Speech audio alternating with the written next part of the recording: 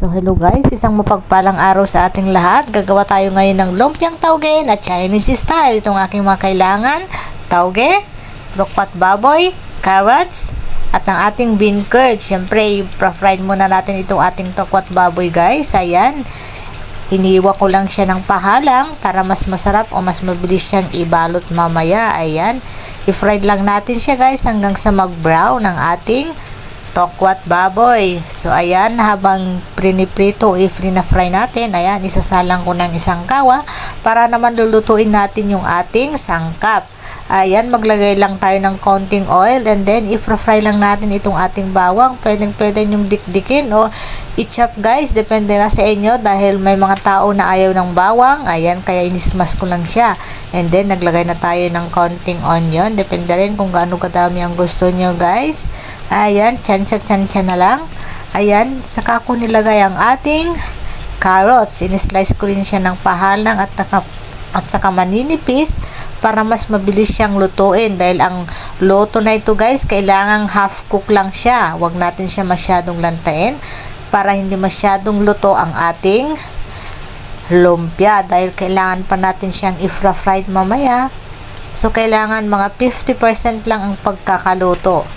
So, ayan, kapag okay na, luto na ang ating tokwang baboy. Ayan, saka na natin siya ilalagay mamaya. O, diba guys? Ayan, igisa-gisa lang natin with a low flame para hindi masunog ang ating lulutuin. Ayan, saka na natin ilalagay ang ating tauge. Ayan, pwede kayong magluto kung ilang karami, ilang portion ang gusto nyo guys. Pero dahil first time ko ito, itra-try ko lang kung gusto ng aking mga amo. So, ganito ang aking ginawa guys. Ayan, at saka tinanggal ko, lininis ko ang tauge, tinanggal ko yung mga roots niya. So, ayan, timplahan na natin ng pamintang durog. Ayan, kailangan din natin all-purpose. Ayan, kaunti lang. Ayan, paminta. Ayan lang guys, ang aking mga panimpla. At syempre, halu-haluin natin. Keep on mixing para ma-mix lahat yung ating sangkap. And then, saka ko ilalagay yung ating fried bean curd. Ayan, very popular ito sa mga Chinese. Kaya ako naglagay nito dahil alam kong favorite ito ng mga Chinese. And then, saka ko na inilagay yung ating tokwat baboy. Pwede rin kayong maglagay ng minced chicken or minced meat guys. Depende na kung anong klaseng mince ang gusto nyo, baboy or manok. It's okay. And then, ayan guys, i-mix lang natin. And again, wag natin siya masyadong lutuin.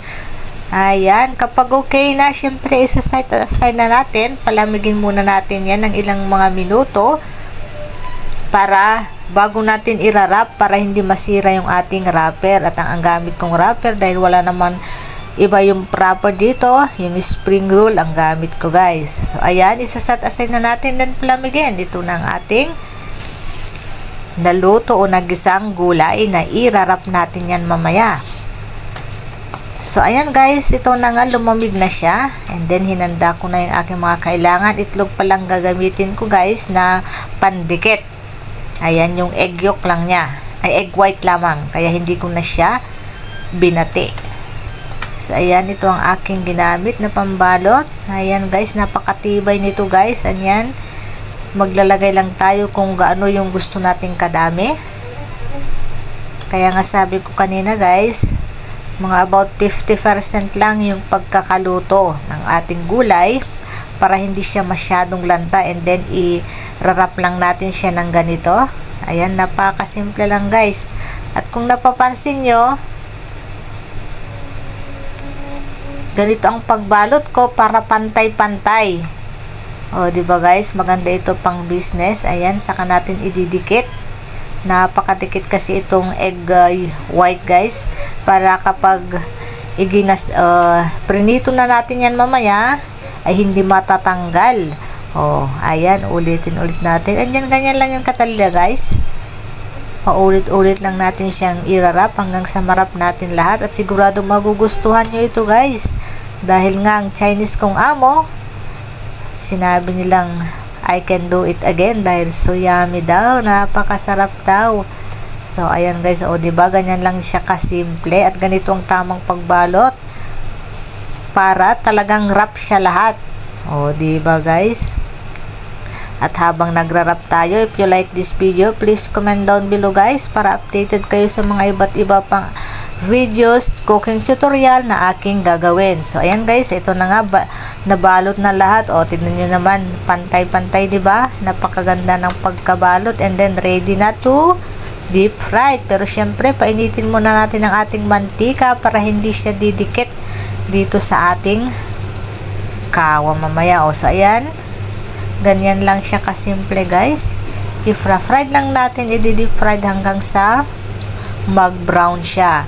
Ito ang purpose kung bakit lagi kong sinasabi na 50% lang yung pagkakaluto para hindi siya masyadong lanta sa loob. So, ayan guys, pwede na kayong maghanda ng sausawan. Ayan.